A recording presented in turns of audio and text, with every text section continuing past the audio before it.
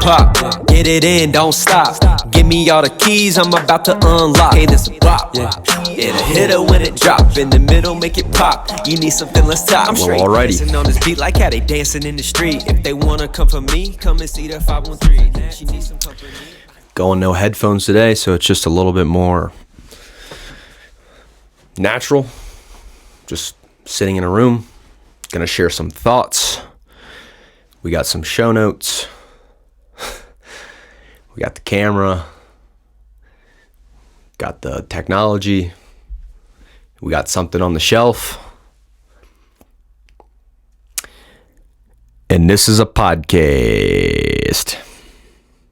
I feel really naked without the headphones, so 1 second. Here we go. I guess frick it being natural. It's just nice to know that my voice is in a good range. Okay. I have a background in music, so I'm always thinking about the audio.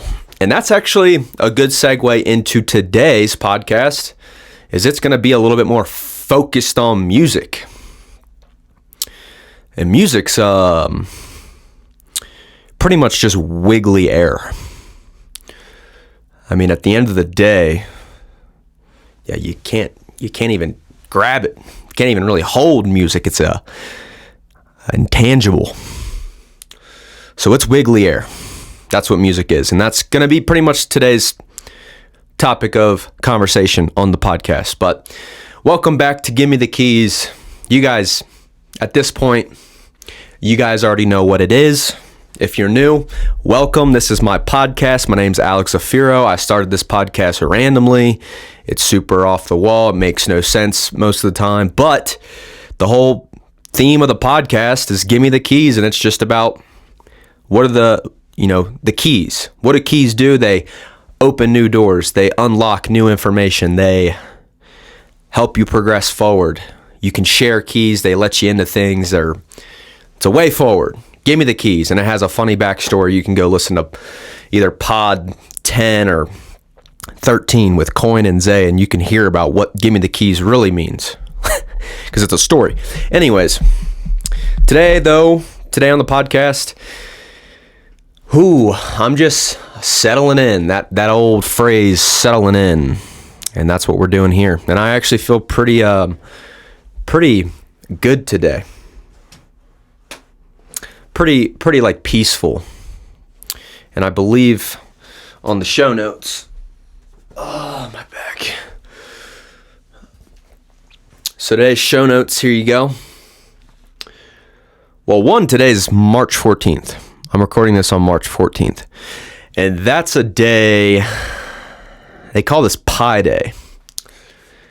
And pi is a mathematical symbol or concept. And the pi amount is 3.14 da. And so on March 3rd, the 14th, March the 3rd month and the 14th day, we call it Pi Day.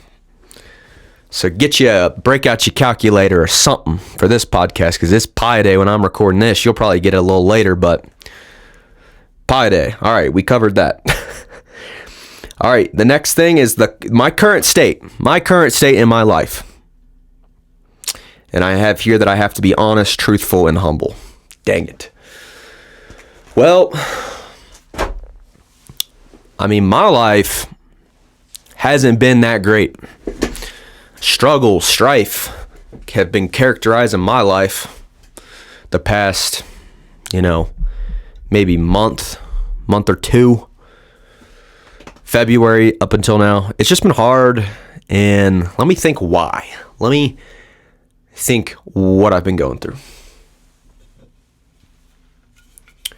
As I crack open a watermelon Red Bull. It's morning time. It's about 11:30.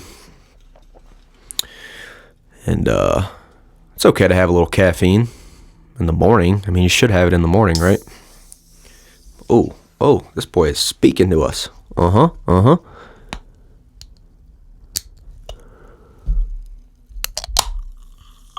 Yeah. Little sizzle. Little But So why has my life not been ideal? Let me think.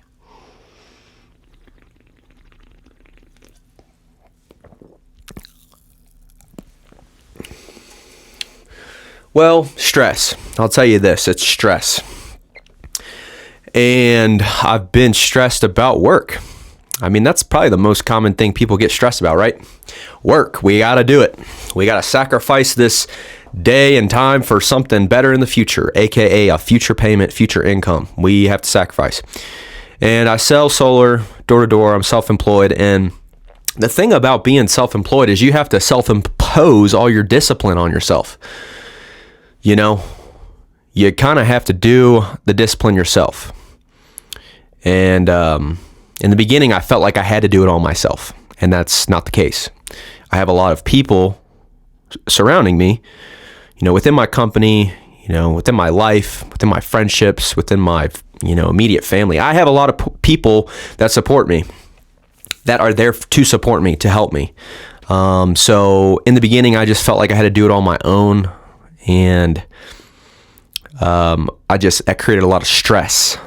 My body was releasing a lot of cortisol, they call it. And that's a anxiety hormone, I think. Anyways, so all of February was pretty stressful. You know, I'm to go from this state of time off, you know, basically time off, you know, having a lot of free time, having a lot of free thought, having a lot of freedom, having a lot of choice. That was nice. And then to have to condense all your being down into a format of work is stressful.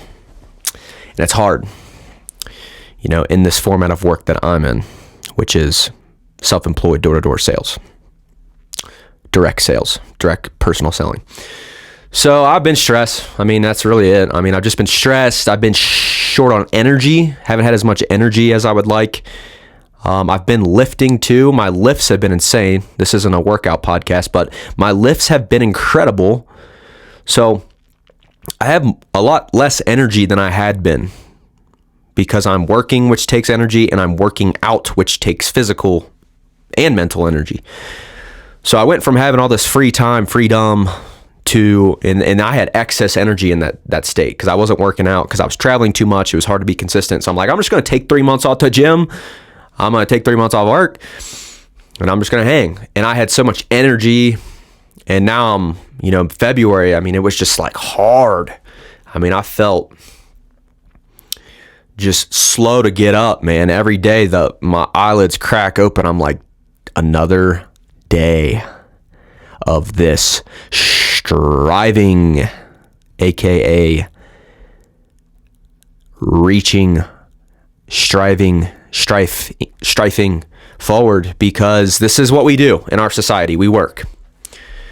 So anyways, my energy levels have been off in February, and I've been very needy with my alone time, and that's caused me to be reclusive. It's caused me to, you know, not be as giving with my love and compassion to other people that I should be.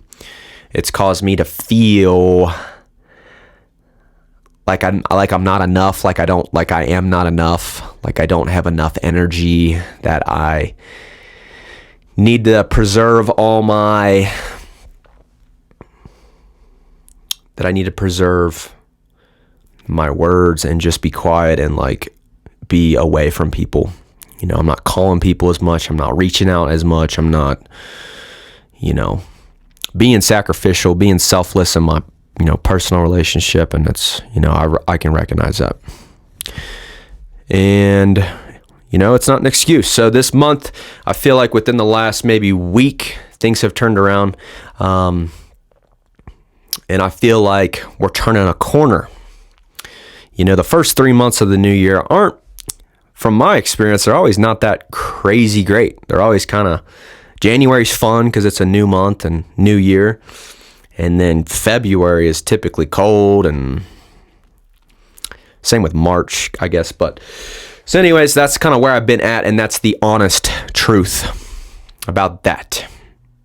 And thank God for this podcast that I can speak it and recognize it and let it go. See ya.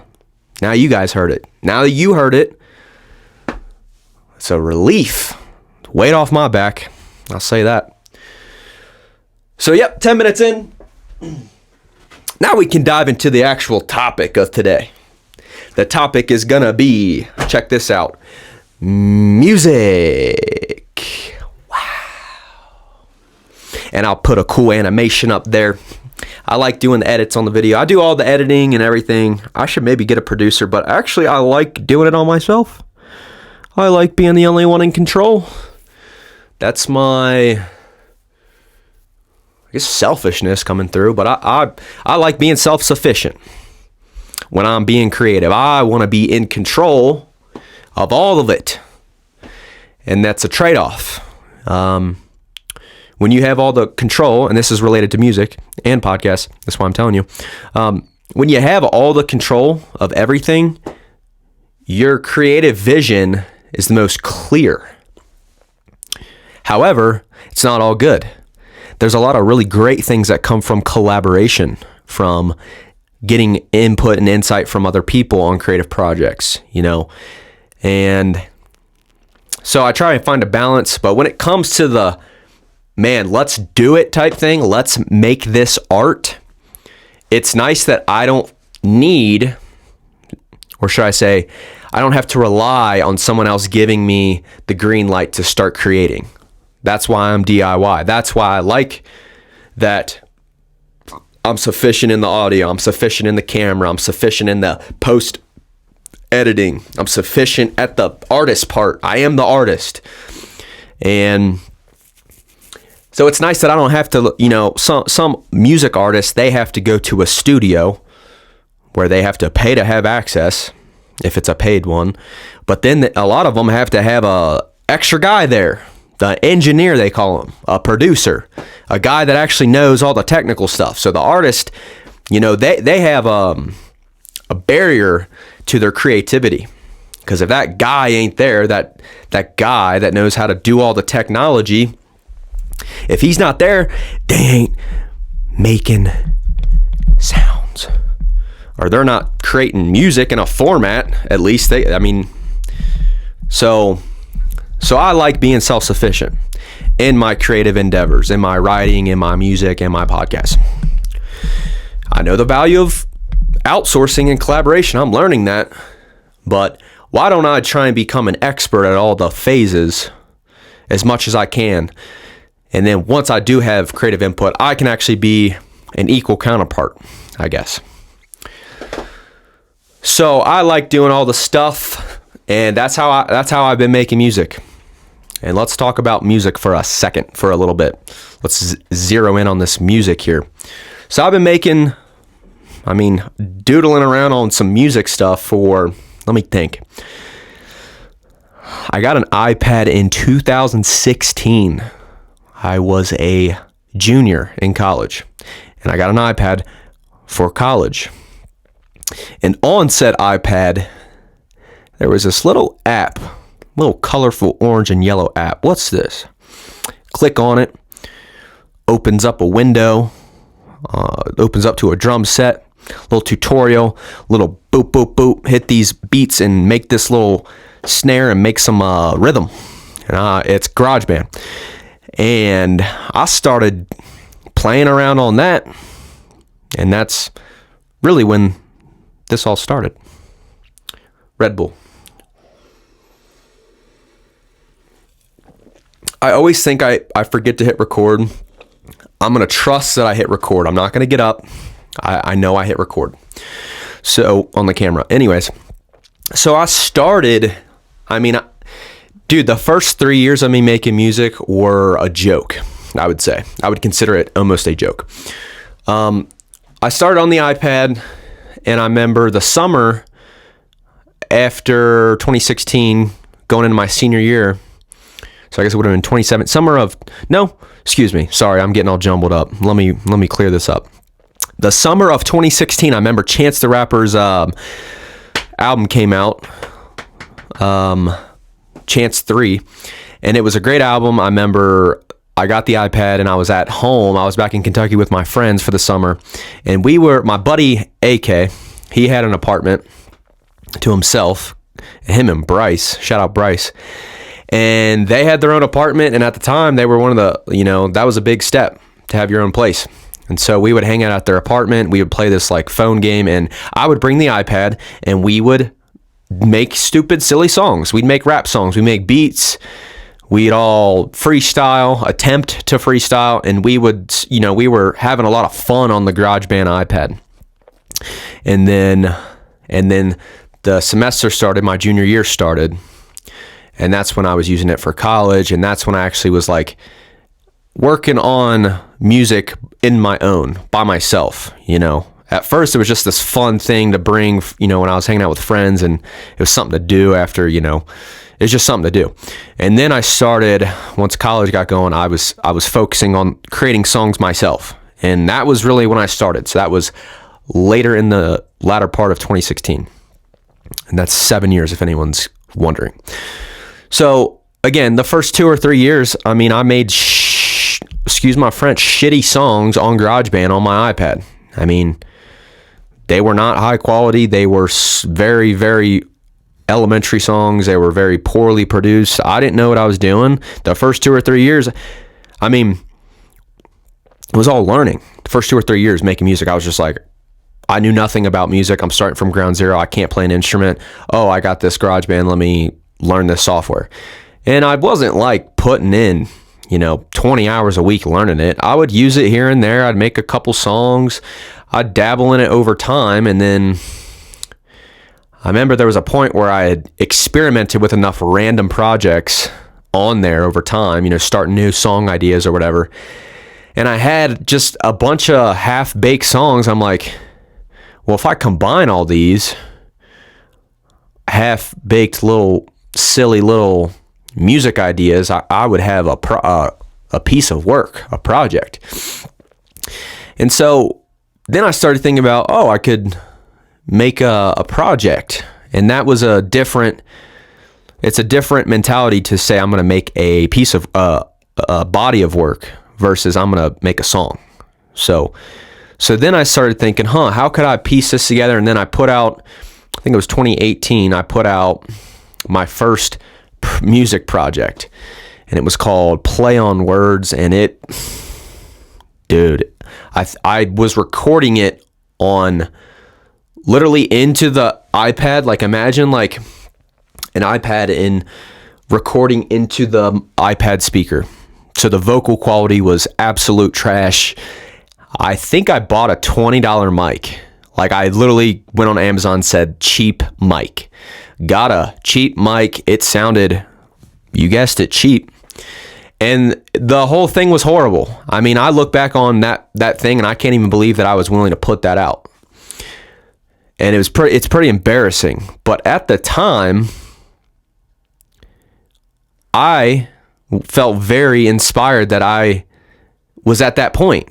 To go from zero music talent to zero music knowledge to zero musical IQ, and then to 2 years later be putting out and releasing on literal music platforms like Spotify and Apple Music, I thought that jump was pretty cool. I felt pretty enabled with the technology, and I was learning that. Despite the awfulness of the songs and the quality of the music at the time in 2018, which is, 5-6 years ago, whatever. I don't even know what I was saying there, but you get it. It's the end of the thought, basically, is what that was. So fast forward 2018, I put out this little stupid little project called Play on Words. Whatever, no one listened to it. That's fine. And then 2019 rolls around. I graduate from college. I get out the college with some extra knowledge, and I get me a Mac. I say, hey, we're moving up in the world. Let me get this Mac, this MacBook Pro. Big processor on it, so they call it a Big Pro for processing power. So I get me a Mac, and guess what? There's GarageBand on there too. I'm like, oh, cool. I open it up on my MacBook. and I start doodling around on it with some music. I'm like, man, this is a lot more toolage compared to that iPad. This is an upgrade. So I fooled around with GarageBand on my Mac for a good year. And same thing, making up silly little concepts, trying new things, learning new tools. I had a lot more at my disposal because I was now on a desktop version of a music software versus a mobile version of a software. So I took my time with it. I said, hey, let me learn what a plugin is. Let me understand how to bounce a track. Let me understand a little bit more about layering. Let me understand a little bit more about these dials. Let me see what all this technology is all about. So I took my time with that. And then, well, as I was doing that, I still had a bunch of songs on the iPad that I had created from 2018 up through the next year. I had more put together song ideas. So I still had some leftover content from the iPad Pro, from the iPad GarageBand. And I took those songs and I put out a second project. And I barely remember this. I almost forgot, but it was called Neverless. And I put some cool, album artwork behind it. I had friends help me with it. It was my first time. I was still pretty shy about the music. I'm like, I know this isn't good. This is low quality in comparison. I'd rather listen to Drake than put on my own stuff, obviously. I'd rather listen to a lot of other artists than, put on my music, because my music right now is made this on the iPad, dude. But it was still hey, this is the best I can do right now, and putting out this crappy project is better than not putting out any project. So I put it out. I don't even think I told people because I was embarrassed. It was bad. It was not good. Remy's out there acting a fool. Remy, come. Haha. All of a sudden, it's a guest podcast. Remy's in the stew. Remy, if you jump on anything, dude, I will lose it. Remy, come. All right. Remy, intermission. Here we go. Remy, come. Good boy. Don't lean on the mic. Come on. Yep. Get ya. And here we are.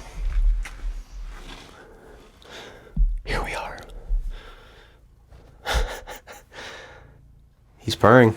Remy, purring to the mic. That's a good boy. All right, Remy, we're talking about music, okay? So,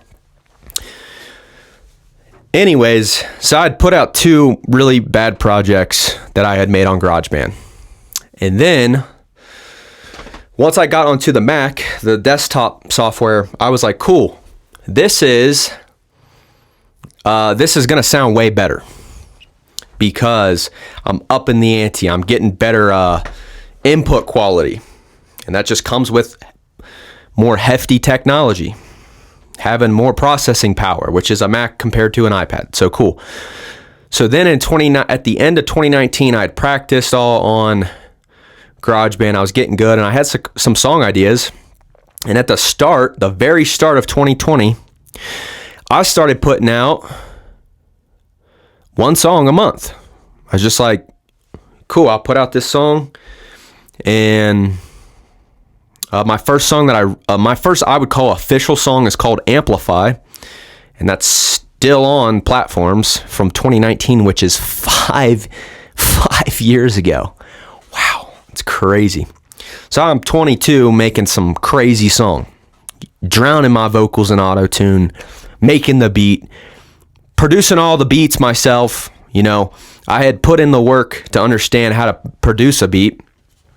And then I'm honing in. I'm getting a little bit better at mixing, understanding a little bit more about balance, understanding just more concept about music. And so I really want to check the camera. I just feel like if I come so far, And what do you know? It's... All right. Remy, can you please leave? Thank you. Okay. I'm getting distracted. And this is the downside of not being super editorial. I'm going to leave this in. Probably lose three listeners right here because I'm losing my train of thought. Whatever. See ya. This is my podcast.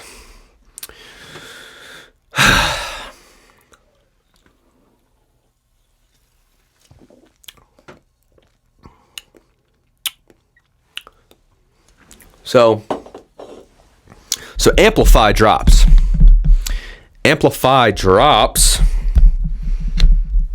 And it's cool. I'm happy with it. I'm like, dang, these vocals sound a lot better right now than what they were off the iPad. You know, I created a pretty cool hook. I'm experimenting with this technology, this auto-tune, these compressors. I'm sounding like I think it sounds cool, you know, in comparison to what my voice sounds like right now. And then if you go listen to Amplify, you'd be like, dang, that sounds different. And I know a lot of people hate auto-tune, but at the time, I was like, this sounds cool. So anyways, February rolls around. I put out more of a rap-esque song called Prayed. Put it up here. I'm going to put these up. And Prayed was just bar for bar, man. I remember it took me about 2 months to write that. I was an accountant and I'd go out, walk on the trail. I'd have a note on my phone and it was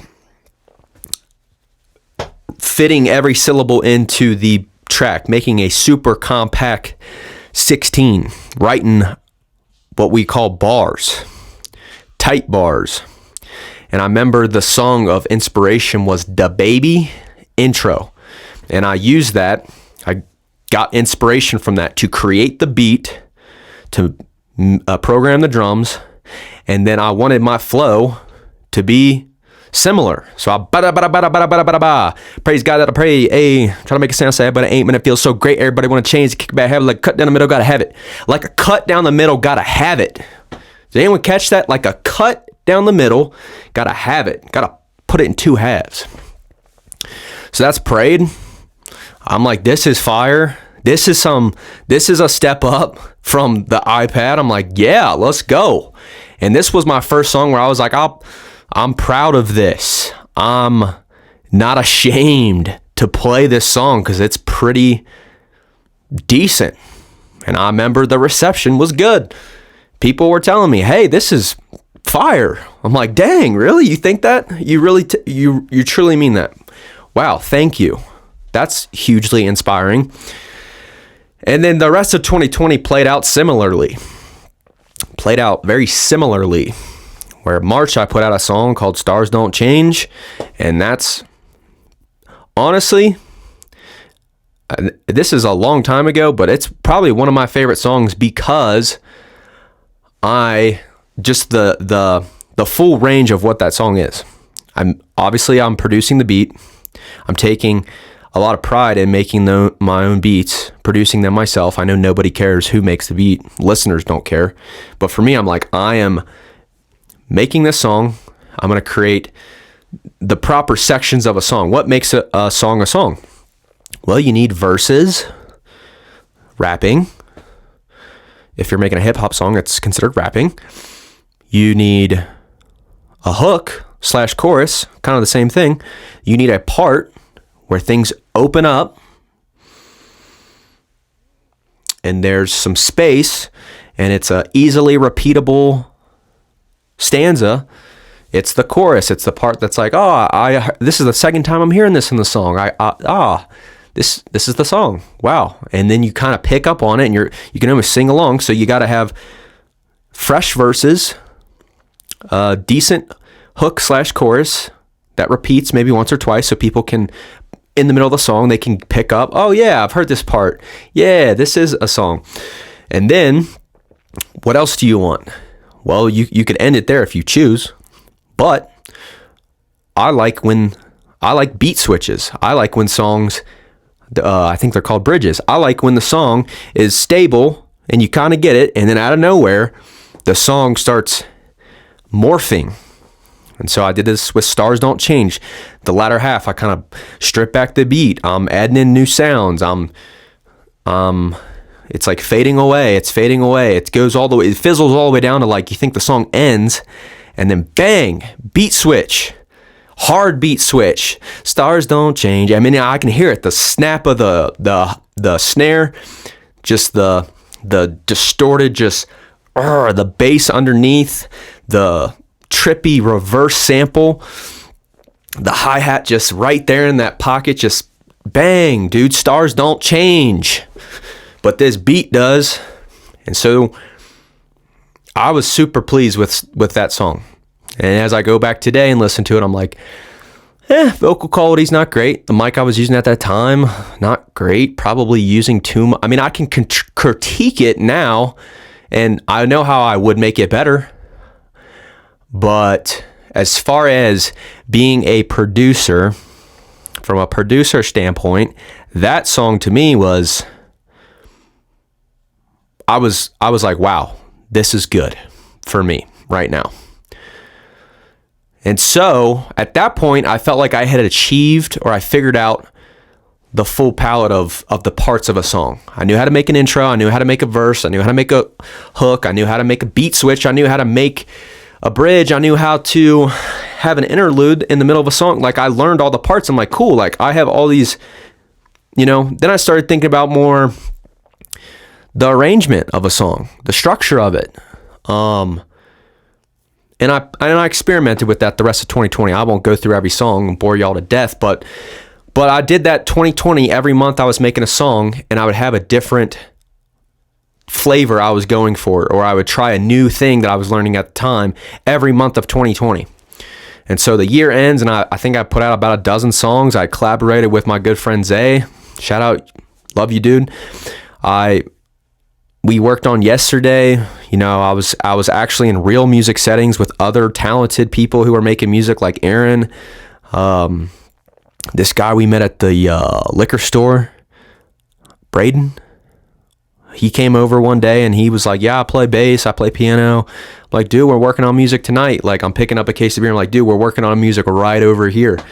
Like, when you get off, slide through, like, fiddle around. And it was so fun. We turn our apartment in Bowling Green, just have instruments, have the Mac set up, got wires everywhere, got mics, got guitars, like, got some drinks, got some candles. Like, it was just so fun. And I was like falling in love at that point. Like, the end of 2020, I was falling in love with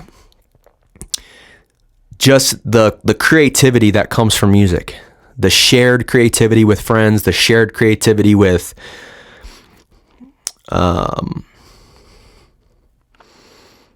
just experimenting, trying things, failing. Man, that sounded dumb. That sounds stupid. And it was just so much fun to be doing that. So 2021 rolls around. Oh, by the way, I think in April of 2020, I got Logic Pro. And from that point on, I'm like, I have, this is end game here, this Logic Pro thing. Like, sky's the limit now. I don't need to worry about, I don't have a good enough software. Like, I can make it work with this. So I had Logic Pro for a good, the majority of 2020. So I was improving, again, getting better mics. I got this mic here, the Rode NT1. I got this $300 in the middle of 2020. I got the audio interface. I got, I started buying plugins. So I increased my tool bag. And by 2021, I was like, I want to put out like a solid project, like a legit little EP, and make each song like as high quality, as dynamic as I can. And so early 2021, I started crafting my third music project, what I called my first official album, which looking back, I don't call it official now, but yeah, work in process, comes out. And it's higher quality than the other two projects. I'm like, yes, yay, I'm getting better. Like, fruition, sweet, cool. I put it out, and I'm thinking more concept this time. I'm like, okay, let me actually imagine it from the listener's perspective. How can I make this little project as tight as I can, in the sense of there not being any, like each song being complete. I don't want anything that's, I believe it was 5 songs with really an outro track. It's really 5 songs. I'm like, I want these to be packed in tight. Like in the song, I wanted the intro to be I wanted to tee it up. I wanted it to be different. I wanted it to be something that was me. So I start with this kind of quirky interlude into that album where I'm just talking. I'm setting it up. I'm creating. Why did I do it like that? Let me think. So the first song was Grand Trap, and I remember I wanted it to be like as real and transparent as what it actually was. And I'm like, to do that, it's just me. Like, I'm just this one guy. I don't have a team of producers. I don't have someone doing this for me. I'm one guy. This is my album. And that was kind of what it was. And then I get into it. I drop, the beat starts, and it's like, I created that whole beat, and I was like, this sounds really, at the time, I couldn't believe that I was making music that sounded that way. I'm like, this is crazy. If you'd have told me 3 years ago in 2018, if you showed me this song now, I'd be like, dang, I made that? That's crazy. So Grand Trap, 100 Miles, that's one of my favorite songs. I know other people like that song too. Made that beat, made the verse, made the hook, switched it up at the end, deconstructed the beat at the end, stripped it back, having fun with it, rapping, and then utilizing autotune, but the autotune not being too annoying, right? So that was fun. And then Rosemary, I'm like, dang, this is a whole different vibe. This isn't even rap now. This isn't even hip hop. Like, Rosemary is something different. And I like how smooth and nice the vocal processing is on that. I'm pat myself on the back. Hey, good job, buddy. You're learning. That the compressor stuff in the atmosphere and the sending a bus to a bus, like, you're learning all the little stuff. You're getting good. Good job, man. Rosemary, and that's a song for women, in a sense. Women are more likely to appreciate that song, and I can recognize that because it's kind of like, just the way I wrote it. Just the way I wrote it, right? Sorry. Gotta breathe. I always forget to breathe. Problem for me. But what else? And then, that project was okay. I mean, I was happy with how cohesive it was, and that dropped in April of 2021. All right. So where are we at now in this lineage of creativity? So we're pretty close. What have the last 3 years been like? Well, I took a break. I got into sales, and so I really didn't work on music all that much for about 2 years. From summer of 2021 to, I guess, summer of 2022, I guess it was 1 year. I didn't really work on music that year. Kind of was like, hey, I'm pleased with what I put out. I was thinking at the time, I don't even know if I can make anything better than that right now. So I just took some time. And then once I moved out here to Colorado in September of 2022, I came back to it. Kind of the repeat of the same process of, how can I create something new? How can I get closer to the edge of what I know in music? How can I, invest in resources that can level up my understanding? Different softwares you can download, different techniques you can learn, getting more advanced.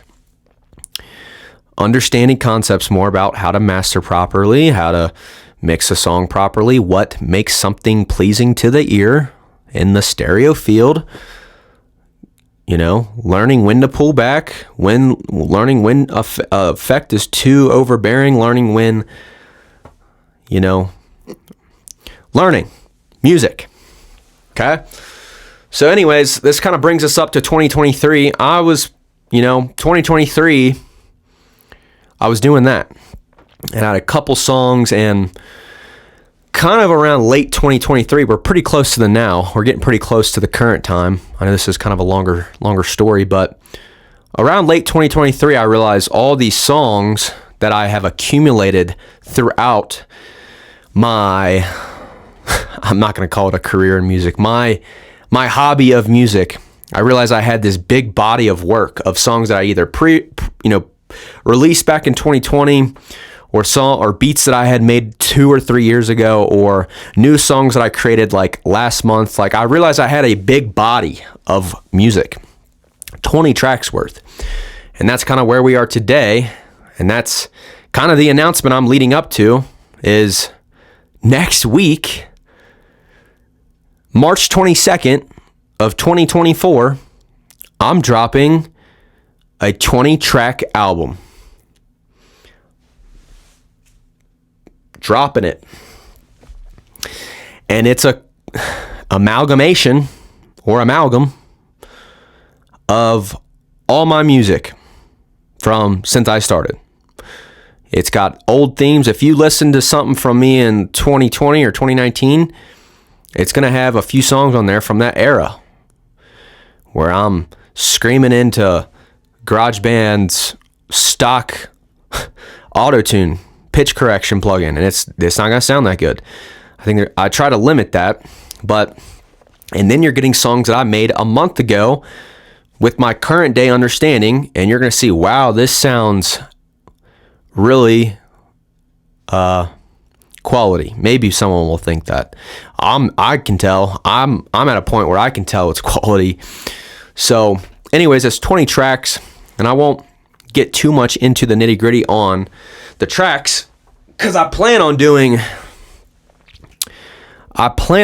a listening party. I'm planning on doing a listening party for it, probably in some format here or streaming.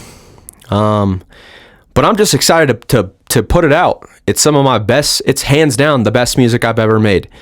There's multiple songs on there where I'm like, this is the best music I've ever made. And I actually think it's at a point now where it's competitive in on the platforms in terms of quality. And competitive in that context, competitive just means that you can't the lack of quality is not hindering the listening experience. That's all that competitive means, is that, to the average listener, if they put on one of my songs from this, they should be like, wow. They're not going to say wow. They would not notice that it was made by a DIY artist. They're probably not going to think about it, but they're not going to notice that, because there's some songs that you put on, go back in my catalog. There's some songs you put on, as soon as you hear it, you're like, this doesn't sound good. Like, something's not right here. The mixing's off. The vocals are off. And I'm not saying every song on this upcoming album is like pristine quality, studio quality. Like I said, some of the songs I made 3 years ago, and I basically polished them up with some tuning and mixing and mastering. Polishing, you know the phrase, the saying. But there's some songs that I self-produced that I handled it through and through. Like my favorite song on the new, let me give you a few songs to look out for on this upcoming album. There's one called Kentucky, and that is a fun song. I'm actually outsourcing the beat on that one. I didn't make that beat, but I worked with a producer, and didn't work with him. I just bought his beat, copped his beat offline. And I said, I'm gonna take this and then record over it. So Kentucky, I like that one. Good energy to it. I showed it to a friend. He said it sounds like a hometown anthem. It's like, that's good praise. The other song that I'm really excited about is called New Light. New Light. And that, there's no auto-tune on this song. Just me kind of writing. It's me writing. It's me actually thinking about what is going to sound poetic, but also cool. So that's New Light. New Light's probably the best one. So Kentucky and New Light, and then there's 18 more tracks of stuff that I produced and worked on, and it's just me. And I've methodically set up the album to be, to have a cohesion. So it starts out, I wanted to start strong, put your best foot forward, put some high quality. The first 4 or 5 tracks are pretty fresh, high quality sounds. Then I get into more experimental where some of them are instrumentals. Some of them are like 1 minute songs, so they're like sound bites of beats, but there wasn't enough concept to make it a full song, so I just turned it into a 1 minute thing. There's transitions into the songs flow together. I feel like around track 10, those 4 songs are from 2020, and I basically remastered them. I shortened them, condensed them down to only the parts that I thought were interesting. I got rid of like all the boring parts that I subjectively consider boring. And then around track, that goes on from 10 to about 14, and then 15 all the way down to 20. It's like my best work. Like track 16, 17, it's really 17, 18, 19. Those are 3 songs that I made like within the last 2 or 3 months. They're brand new songs. They're the highest quality songs I've ever made. That is, take that for what it is. But I'm really proud of this project. Really pleased with it. And I guess I could tell you all the name. I was going to call it Brand New Blue Keys, but then I'm like, well, some of these songs are 3 years old, so can't really call them brand new. So I switched it up. And the new album title is called Mechanical Blue Keys. And here's the album artwork right there. And I like Mechanical Blue Keys because one, all my stuff's electronic. I'm not using any natural instrumentation. It's all electronic. It's kind of mechanical. It's kind of, it's all processed, so mechanical works. And it's kind of, I think mechanical just, it's different word. You don't hear mechanical too much. And then blue is just the color that comes to my mind when I think about some of these songs. I just think of the color blue. I think blue matches some of the titles. I'm like, okay, yep. I mean, one of the songs called Kentucky. So Kentucky's a bluegrass state. So mechanical, blue, and then keys. We already know what keys are. Just like how I started the pod, I told you what keys are. So Mechanical Blue Keys dropping next Friday, March 22nd. And I am excited for that. And I've got about a week to come up with some promo. And this is, I guess, part of the marketing or promo for it. And my hope for the release, what's my hope for the release? Well, I'm hoping that I hit it big. I hope I think every song will just take off, be a Billboard Top 100.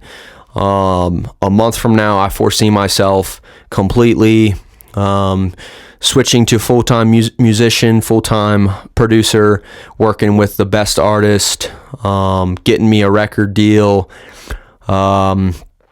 planning to probably perform, 2025 Super Bowl, might land that spot. So yeah, I mean, sky's the limit. No, that's a joke. What's my hope for the release? Well, my projection is 10 people will listen to it. Maybe 50. Like if 50 people, man, if I get 50 monthly listeners on Spotify, dude, I'd be like, wow, I made it. I have 8 listeners on Spotify. No one's going to listen to the album, probably. Maybe because I'm being a little more vocal about it here, more people will for sure listen. But, dude, nothing's going to come from it. No monetary value. I'm not going to make any money off it. I'm not going to get famous. Like, nothing's going to happen for it. My plan for the release is just the fulfillment of making something, of creating some art, and then sharing it and making it available to people. That is why I do it. That is the whole reason why it happens, why I do it. So that's my plan for the release, and that's gonna happen. I'm not looking for any external reception on it. I don't care if you don't listen to it. I don't care if you don't like it. I want you to listen to it, but I know how this goes. I know how it works, and fulfilled and proud of myself for making it. And I think, excuse me, a little quiver in my throat. And I think it's, and it is for sure my best work. So how about that? And that's the music. Dang, 50 minutes. How do I do that? Every single time. It just flies by. But thank you guys for listening. Give Me the Keys Pod 25. We're calling it music, as you already know at this point. You already listened to it and watched it, whatever.